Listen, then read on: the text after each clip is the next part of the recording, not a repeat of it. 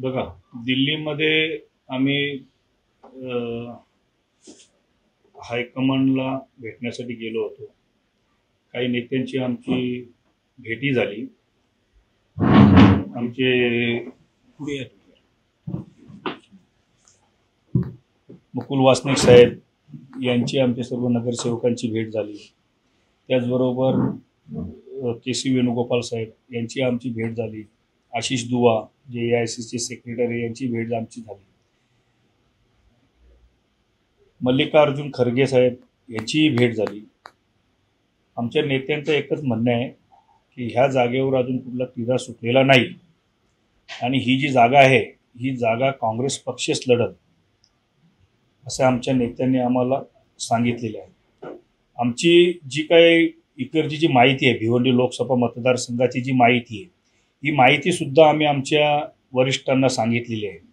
माहिती म्हणजे काय, तर देश स्वतंत्र झाल्यापासून या भिवंडी लोकसभेवर काँग्रेस निवडणूक लढवत आहे.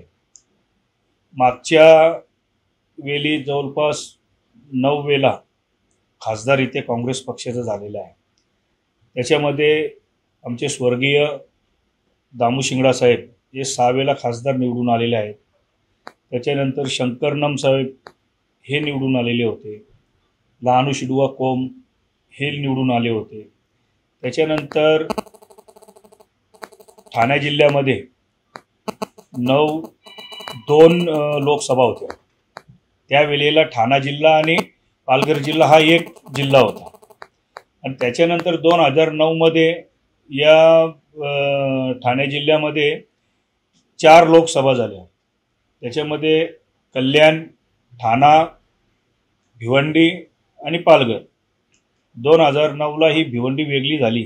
त्यावेळी सर्वप्रथम काँग्रेस पक्षाचा उमेदवार सुरेश टावरे तिथे निवडून आले आणि चांगल्या मताधिक्याने तिथे निवडून आले. आणि खरं तर आमच्या भिवंडीमध्ये आणि संपूर्ण भिवंडी लोकसभा मतदारसंघामध्ये जवळपास मुस्लिम बांधवांचं चांगलं मतदान आहे.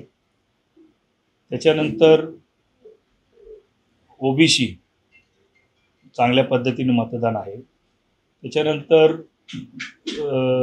जवळपास आदिवासी बांधवांचा जवळपास 1.5 लाखापेक्षा अधिक आदिवासी मतदान आहे. SC मतदान आहे. आणि जवळपास 2-3 लाख मतदान हा सर्व जाती धर्माचा आहे. आणि सर्व जाती धर्माचं मतदान असल्या कारणाने हे सर्व काँग्रेस पक्षाला त्याचा खूप फायदा होईल. आणि येणाऱ्या कालामध्ये काँग्रेस पक्षाचा उमेदवार हे 2024 100% निवडून येईल, अशा पद्धतीने आम्ही आमच्या वरिष्ठांना दिल्लीमध्ये आम्ही सांगितलं. खरं तर 2024 हे काँग्रेस पक्ष 100% निवडून येईल या भिवंडी लोकसभा मतदारसंघामध्ये. आमच्या मित्रपक्षांनी दावा केलेला आहे.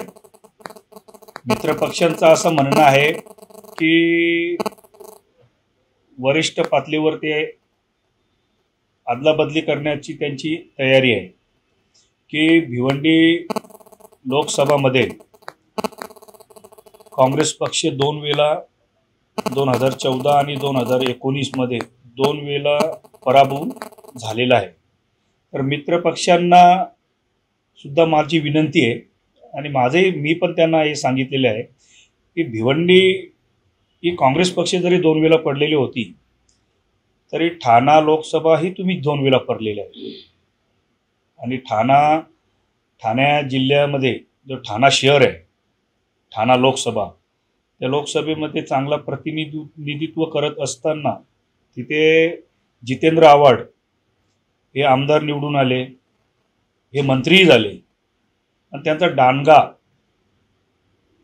त्यांचा मेहनत असून सुद्धा ते 2 वेळा 2014 आणि 2019 ठाणा त्यांचा पराभूत झालेला आहे. आणि त्याच्यानंतर जितेंद्र आव्हाड साहेबांचा मुंब्रा कलवा ही विधानसभा कल्याणमध्ये असताना ही कल्याणमध्ये सुद्धा राष्ट्रवादी 2 वेळा पराभूत झालेले आहे. पण त्याने आम्हाला ही भिवंडीमध्ये पराभूत सांगणं हे अत्यंत चुकीचं आहे.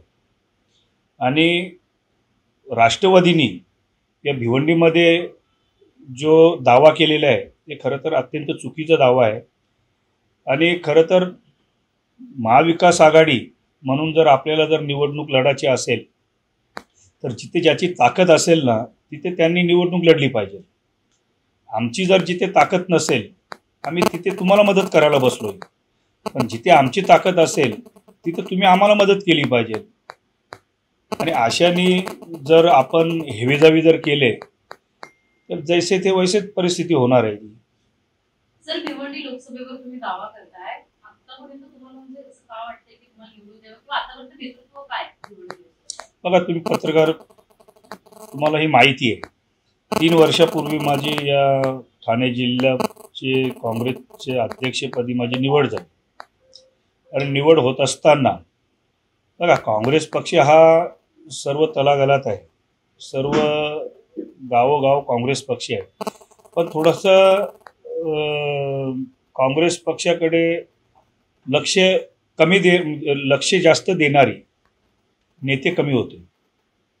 आणि थोडंसं आमचे जे कार्यकर्ते होते त्यांना पाहिजे तसा त्यांना ताकद मिळत नसेल. म्हणजे उदाहरणार्थ वेगवेगळे जसं काय आपले महसूल खाता असतो त्याच्या माध्यमातून तहसीलदार, प्रांत, कलेक्टर वगैरे असं हे काही अधिकारी असत, ह्याकडे जर कोणाचं काम असेल तर योग्यतून आमच्या नेत्यांना न्याय मिळत नसायचं. तो उदाहरण गृह खाता असो किंवा वेगवेगळ्या डिपार्टमेंट असो.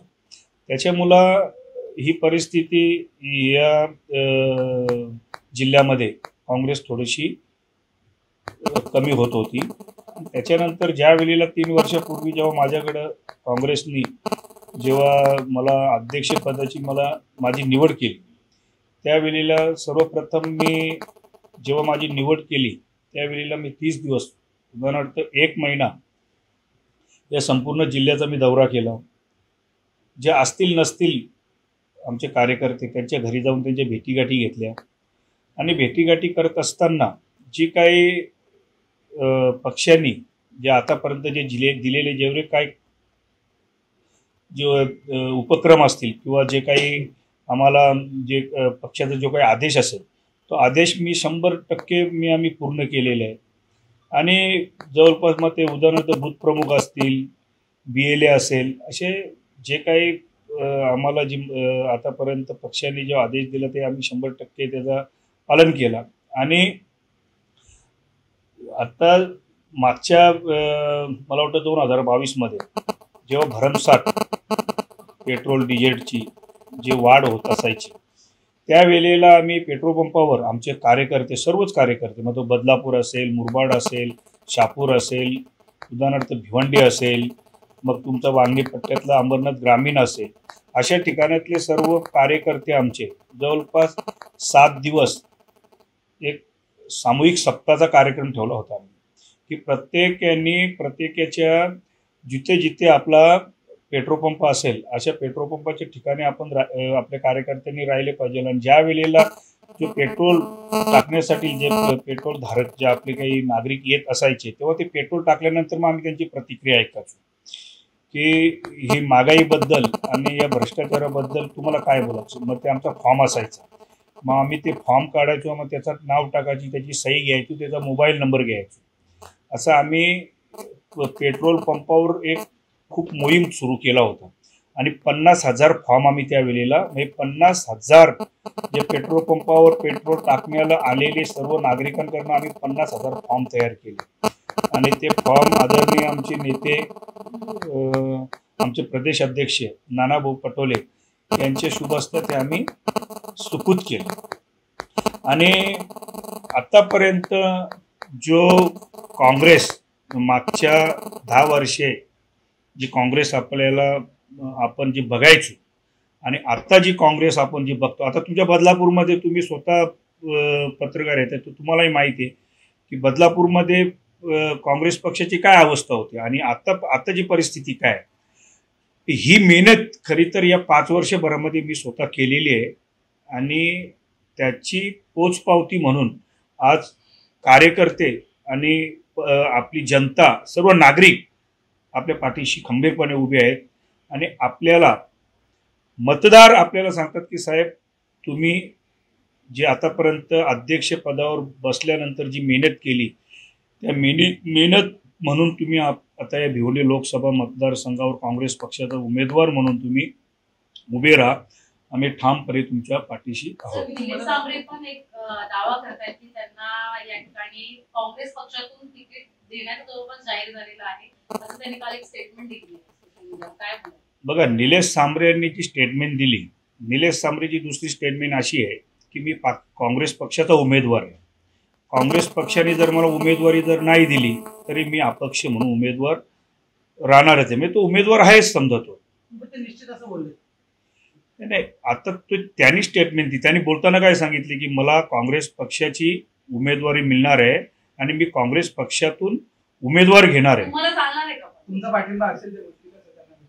बघा, शेवटी वरिष्ठांनी जो निर्णय दिला त्याच्यावर काय निर्णय घ्यायचा ते माझ्यासोबत आमचे अजून काही ब्लॉक अध्यक्ष आहेत, माझ्यासोबत माझ्या या भिवंडी लोकसभा मतदारसंघातील जेवढे काही जिल्हा अध्यक्ष आहे, जेवढे तालुका अध्यक्ष, आम्ही त्यावेळेला तिथे बसू आणि बसल्यानंतर आम्ही निर्णय घेणार की काय करायचं किंवा नाही करायचं. पण ज्या वेळेला निलेश सांबरेंनी सांगितलं की मी काँग्रेस पक्षाचा मला उमेदवारी मिळणार आहे आणि मी काँग्रेस पक्षाचा उमेदवार म्हणून मी निवडणूक लढवणार आहे, पण त्याने असं नाही सांगितलं की काँग्रेस पक्षामधून त्याला कोणी उमेदवारी म्हणजे आश्वासन कोणी दिले, हे तर त्यांनी सांगितलं नाही की या नेत्यांनी मला आश्वासन दिले किंवा प्रमुख नेत्यांनी मला आश्वासन दिले, हे तर त्याच्या तोंडून बघितलेले नाही. पण मला आश्वासन दिलेलं आहे ना. सर, तुमचाच पक्ष आहे, तुम्हाला काय म्हणजे तुमच्यापर्यंत आलेली गोष्ट नाही निलेश सांबरेंना मिळणार? मी या जिल्ह्याचा अध्यक्ष आहे काँग्रेस पक्षाचा. जिथून मला वाटतं 1-2 वेळा निलेश सांबरेचं माझं फोनवर चर्चा झालेली आहे, पण मला वाटतं 2-2.5 वर्ष झालं ते त्याचा चेहरा कसा तोही मी अजून बघितलेला नाही. तर त्याला जर काँग्रेस पक्षाची जर उमेदवारी जर त्याला पाहिजे असेल तर त्यांनी किमान या जिल्ह्याचा अध्यक्ष कोण आहे त्याची भेट तर घ्यायला पाहिजे की बाबा मला काँग्रेस पक्षाची उमेदवारी मिळणार आहे साहेब, तुम्ही या काँग्रेस पक्षाचे जिल्ह्याचे अध्यक्ष आहेत, तुम्ही आम्हाला सहकार्य करा. तर शेवटी जर त्यानं काँग्रेस पक्षाची उमेदवारी जर गेली तर आम्हाला मदत करावाच लागेल. पण त्याने अजून मलाही सुद्धा सांगितलं नाही की बाबा मला उमेदवारी मिळणार आहे, तुम्ही काँग्रेस पक्षाचे जिल्हा अध्यक्ष आहेत, तुम्ही आमची येणाऱ्या कालामध्ये जे काही प्रचारधुरा असेल त्याच्याकडे तुम्ही थोडंसं लक्ष दिलं पाहिजे. ह्याच्यासाठी तो तर मला अजून काही मला भेटलाही नाही. सुरेश टावरे सुद्धा दावा करतात. काय सांगणार? बघा, टावरे साहेब एक काँग्रेस पक्षाचे माजी खासदार आहेत. मागच्या वेळेला थोडं 20-22 दिवस असताना त्याला उमेदवारी ती मिळाली. उमेदवारी मिळवत असताना सुद्धा त्यांनी फाईट केली. 1.5 लाख मतांनी ते कमी पडल्यात. 1.5 लाख मतांनी कमी पडल्यात म्हणजे ते कमी नाही पडले, चांगली फाईट दिली त्यांनी. 20 दिवसात फाईट दिलेली आहे. 3,60,000 पेक्षा अधिक मतं घेणं या 20 दिवसात हे खूप चांगल्या पद्धतीने टावरे साहेबांवर पण सुद्धा अत्यंत प्रेम करणारी अजून कार्यकर्ते आहेत. आणि जर उद्या टावरे साहेबांना जरी उमेदवारी जरी दिली तर ते शेवटी आमच्या काँग्रेस पक्षाचे आहेत, म्हणून त्यांना उमेदवारी मिळाली तरी जिल्हाध्यक्ष म्हणून त्यांच्यासोबत मी असणारच. एकीकडे सांबरेला जर उमेदवारी मिळाली तर ते अपक्ष लढणार आहेत, तुम्हाला पण उमेदवारी मिळाली नाही, मित्र पक्षाला म्हणजे बाळामामाला जर उमेदवारी मिळाली तर तुम्ही त्यांना मदत कराल का? अरे, मला उमेदवारीच भेटणार आहे बाबा, त्याचा काय विषय आहे. मी उमेदवार काँग्रेस पक्षाचा आहे, मला उमेदवारी मिळणारच आहे. त्याच्यामुळे 3 तारखेला त्यांना जाहीर होणार आहे, त्यांना तिकीट मिळणार आहे अशी सुद्धा माहिती त्यांनी आम्हाला दिली. कोणी? बाळामामा मित्र पक्षांकडून पण प्रस्ताव मांडला. बघा, 3 तारखेला जाहीर होणार आहे असं सांगितलं. 3 तारखेला काहीच होणार नाही. त्याला स्वप्नात जर त्याला काही माहिती असेल तर मला माहिती नाही, पण 3 तारखेलाही काही होणार नाही. हे जवळपास अजून 2-3 दिवस जातील. आम्ही दिल्लीला होतो, आमच्या नेत्यांनी आम्हाला सांगितलेले आहे की अजून 3-4 दिवस या लागणार आहेत आणि त्याच्यामुळं ही जागा ही काँग्रेस पक्षच लढवेल एवढं सुद्धा आम्हाला आश्वासन दिल्लीवरनं आम्हाला दिलेले आहे. आणि आम्ही आतापर्यंत जो पक्षासाठी जी मेहनत केली, ते मेहनतीचा फल 100% मिळेल एवढं मी तुम्हाला आश्वासन देतो.